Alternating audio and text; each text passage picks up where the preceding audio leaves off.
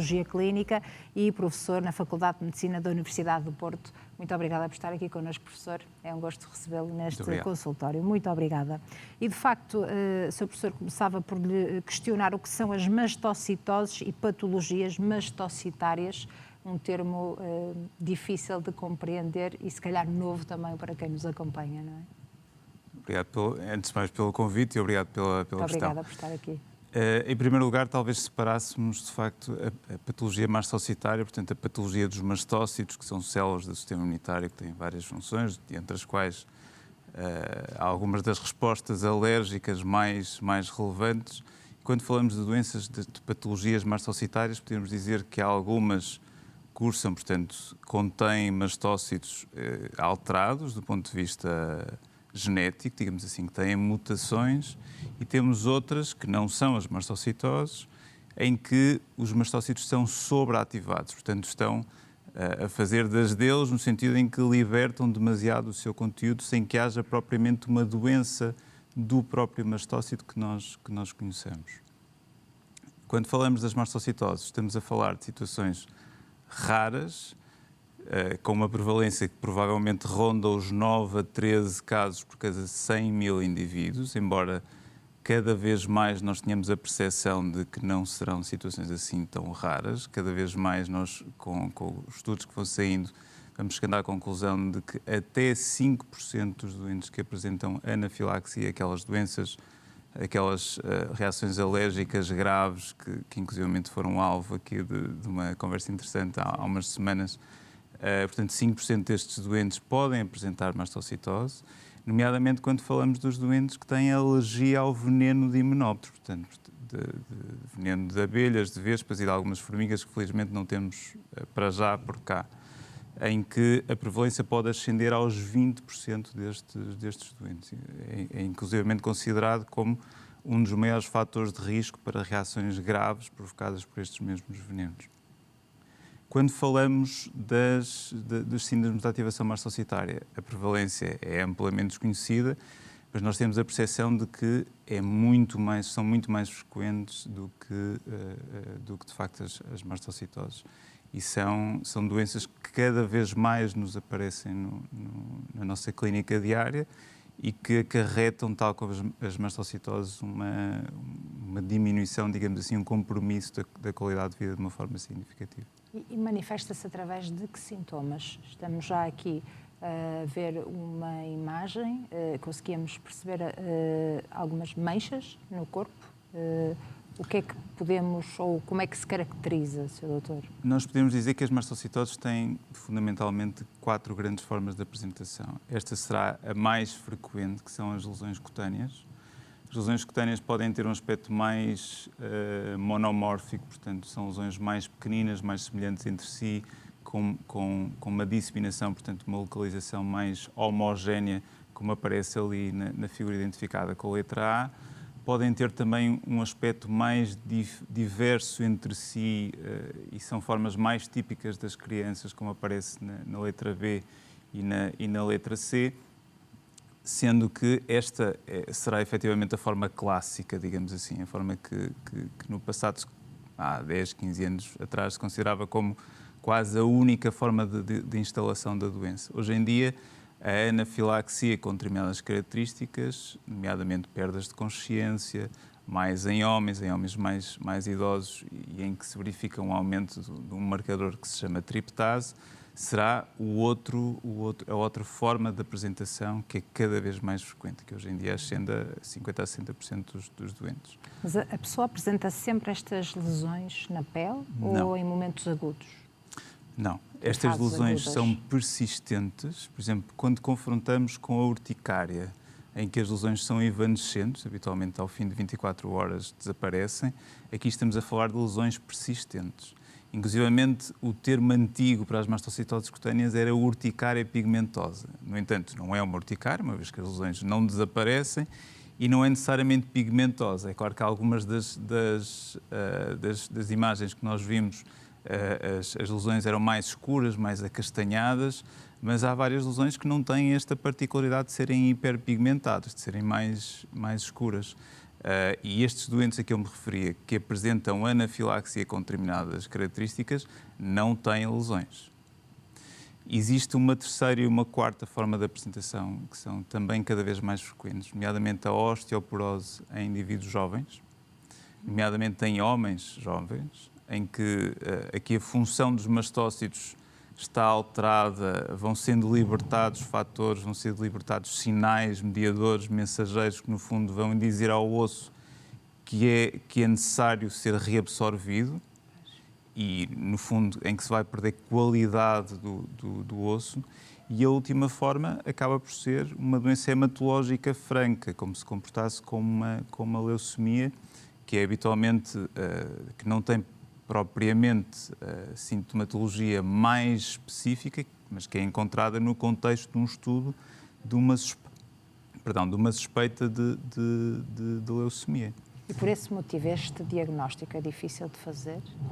O diagnóstico é difícil, nomeadamente nos doentes, na segunda e na terceira forma de apresentação, portanto, na anafilaxia e na osteoporose. Porquê? Porque nestas situações, quando nós falamos de mastocitose, o sufixo -ose significa excesso. Portanto, nestas duas situações não há propriamente um grande excesso de mastócitos. Os mastócitos não circulam praticamente na corrente sanguínea. Portanto, quando nós fazemos análise, naquela primeira página em que está o hemograma, não os vamos encontrar. Ainda que eles sejam primos muito próximos das outras células todas que lá estão debaixo da linha dos leucócitos. Mas, quando estudamos a medula óssea, eles estão efetivamente lá, mas em números muito pequeninos. Se nós pensarmos que um número pequenino vezes 2, não deixa de ser um número pequenino. Mas até chegar a esse estudo da medula óssea, normalmente há essa sensibilidade dos médicos que estão a acompanhar esses doentes ou também se passam meses e até anos até se sugerir essa investigação daquele doente perante aquela sintomatologia? Isso, claro, que depende sempre da experiência dos colegas, mas é efetivamente um diagnóstico que é difícil de estabelecer e para o qual, por vezes, não há grande consciencialização. É uma doença rara assim. também, não é? Exatamente. Pretensamente rara, digamos assim. É claro que há formas de obviar o estudo da medula óssea, nomeadamente com a pesquisa da tal alteração, da tal mutação dos mastócitos que pode estar presente no sangue em quantidades muito pequeninas e com técnicas extremamente sensíveis, por caso contrário não a vamos conseguir encontrar e não é em qualquer laboratório que faz isso no nosso país, infelizmente. E é claro, tem que haver uma suspeita diagnóstica para que se faça esse direcionamento do estudo, no fundo.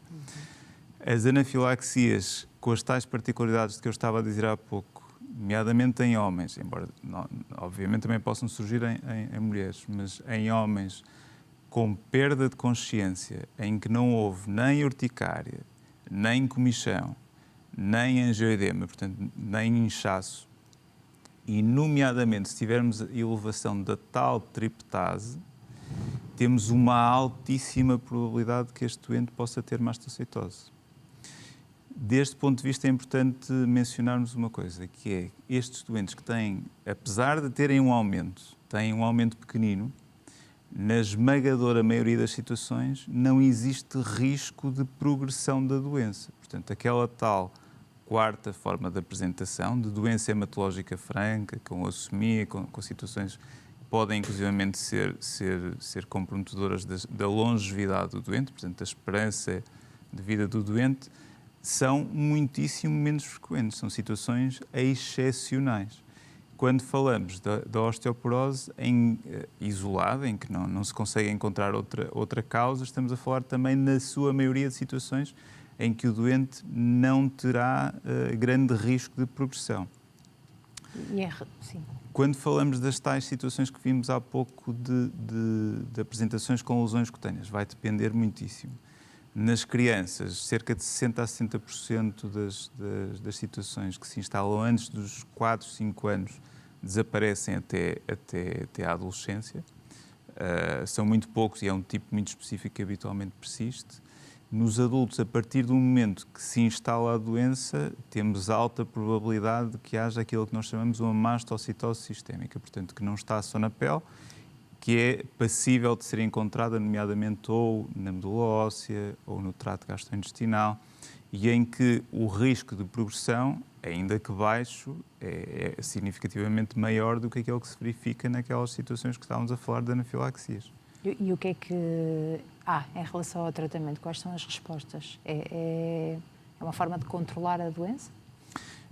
Quando falamos de tratamento, temos dois grandes aspectos que temos que considerar. Em primeiro lugar, a qualidade de vida do doente, nomeadamente com o controle dos sintomas, que podem ser bastante comprometedores da qualidade de vida, seja do ponto de vista gastrointestinal, com dor abdominal frequente, com diarreia frequente, inclusivamente com náuseas frequentes, às vezes com perda de peso associada, do ponto de vista mais cutâneo, portanto, mais da pele, com comichão, com a exacerbação daquelas lesões que estávamos a ver há pouco, que ficam inchadas, que ficam avermelhadas, digamos assim.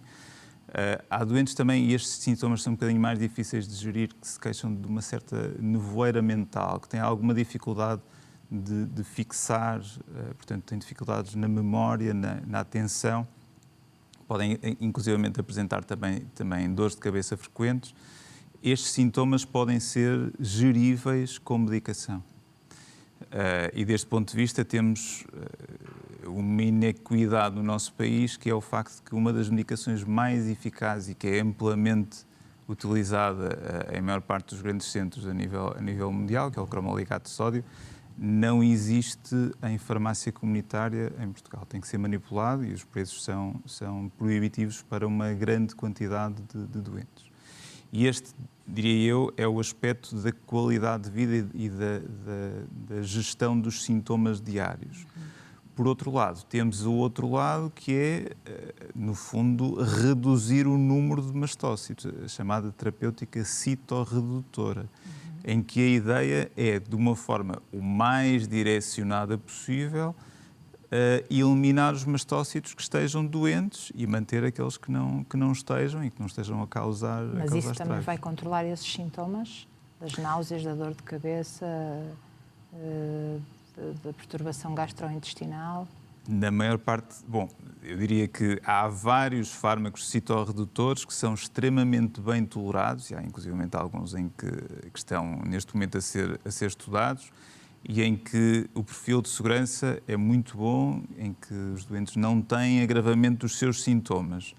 É claro que há outros mais antigos e menos seletivos que matam outras células que não sejam os mastócitos e em que aí a sintomatologia, no que diz respeito a efeitos adversos, pode ser significativa. Mas, efetivamente, cada vez mais temos tratamentos muito seguros, que são muito eficazes e que controlam, para além da carga de doença, portanto, do número de mastócitos, também a parte da qualidade de vida. E, portanto, há dificuldade de acesso aos tratamentos? Sim. E porquê essa desigualdade? Como diz? Porquê essa desigualdade ou essa dificuldade?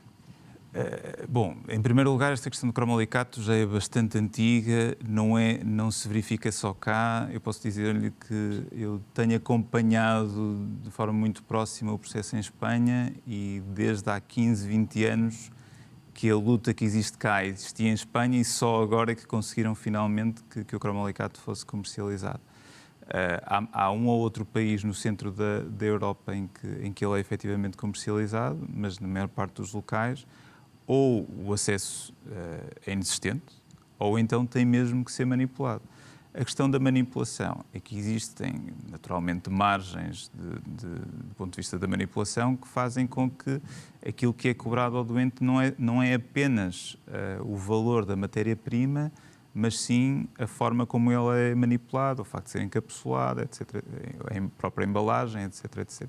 Isto, naturalmente, tem custos, mas os custos são muito avultados e não há qualquer tipo de comparticipação. Sr. Doutor, o médico imunoalergologista vai acompanhar este doente o resto da sua vida? O médico imunoalergologista deve acompanhar estes doentes ao longo da sua vida, sim, por várias razões. Em primeiro lugar, porque a gestão dos sintomas, no fundo, dos mastócitos, estão implicados em todas as patologias que os imunoalergologistas tratam, desde a rinite, a asma, a urticária, a alergia alimentar, a alergia a veneno de imunópolis, a alergia aos medicamentos. Portanto, Esta gestão sintomatológica, eu diria que é a praia do imunoalergologista. Por outro lado, há uma série de fatores que podem causar ou agravar os sintomas que o imunoalergologista tem que saber gerir, eu diria, em duas dimensões. Em primeiro lugar, conhecer aqueles fatores que efetivamente são quase transversais e reconhecer os fatores que habitualmente são específicos de cada doente. Porquê? Porque com alguma tentação, eu diria assim, para adotarmos uma postura muito conservadora e dizermos ao doente, olha, tem que evitar um conjunto muito alargado de medicações. Não pode sair de casa porque pode ser picado por uma abelha ou por uma vespa. Não pode apanhar sol. Não pode fazer exercício. Isto é absolutamente proibitivo da qualidade de vida de qualquer pessoa. Nós, no fundo, ao fazermos isto, adotamos uma atitude iatrogénica. Criamos doença em vez de estarmos efetivamente a abordá-la da forma mais correta. E cabe ao imunoalergologista colocar em perspectiva aquilo que efetivamente deve ser evitado e distinguir os fatores que podem, de uma forma mais ou menos transversal, causar sintomas, por exemplo, de uma criança com o tipo de lesões que nós vimos há pouco. Quando sai do banho, é importante que a pele não seja esfregada com uma toalha. É importante que digamos, a secagem seja feita com a toalha assim, mas de uma forma leve, e eventualmente secagem, digamos, ao ar ou utilizando inclusivamente um secador. É importante que nós saibamos que a exposição a calor intenso também não é boa ideia, mas não vamos dizer que a criança não pode fazer praia. Simplesmente irá à praia nas horas mais adequadas, portanto, antes das 11 da manhã, depois das 5h30 da tarde, e terão que ser tidos os cuidados habituais, nomeadamente com respeito à proteção solar, e a criança, se possível, deverá estar debaixo do guarda-sol. Quando falamos da exposição ao frio, uma atitude mais ou menos semelhante. Portanto, as coisas têm que ser colocadas em perspectiva. Depois há outro grande celeuma, que é a alimentação. Há um conjunto de mitos no que diz respeito à alimentação, nomeadamente a alguns alimentos que podem conter estamina e que, segundo algumas correntes que estão perfeitamente desatualizadas, estes alimentos devem ser evitados nos doentes com mastocitose. Ora, o número de alimentos que pode conter estamina é vastíssimo. Vai desde o azeite aos frutos secos, ao tomate, ao morango, ao chocolate. Isso limitaria imenso, não é, a alimentação destes doentes. E aquilo que nós vemos é que, sendo verdade que alguns doentes têm sintomas com um ou outro alimento, que tolera perfeitamente todos os restantes. Nós não podemos... eu lembro de uma criança da minha consulta a quem tinha sido dito que não podia comer chocolate. E a criança adorava chocolate. E quando os pais me perguntam se havia alguma necessidade no que diz respeito à evitação de alimentos, e quando eu lhes digo que não, eles me perguntam diretamente, mas pode ingerir chocolate? Claro que pode. A criança ficou felicíssima. Nestas pequenas coisas, nomeadamente para um doente crónico, nós mudamos a vida de criança e de adultos com pequenas atitudes, no fundo, de libertar limitações que são perfeitamente desnecessárias. E o impacto emocional, psicológico também é muito grande. Alguns destes doentes também têm esse acompanhamento? Esse acompanhamento é extremamente importante. Eu não diria que deve ser aplicado de forma transversal, mas é extremamente importante. Também porque o próprio stress emocional é algo de que os mastócitos não gostam. Portanto, em alguns doentes é o fator que causa os sintomas.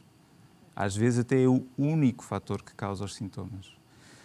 E sendo verdade, eu costumo dizer uma coisa muito específica na consulta, porque por vezes quando eu recomendo algum tipo de acompanhamento psicológico, as pessoas ficam, mas porquê? Eu acho que sou uma pessoa perfeitamente normal, eu acho que não preciso. A mensagem aqui é que todos nós quase invariavelmente hoje em dia temos dificuldade na gestão do stress. A forma como nós vivemos em sociedade hoje em dia é indutora de stress, é indutora de ansiedade. E esta incapacidade de gerir o stress, gerir a frustração para a maior parte das pessoas poderá eventualmente ou naturalmente causar desconforto, mas não causa sintomas comprometedores da qualidade de vida. E estas pessoas sim.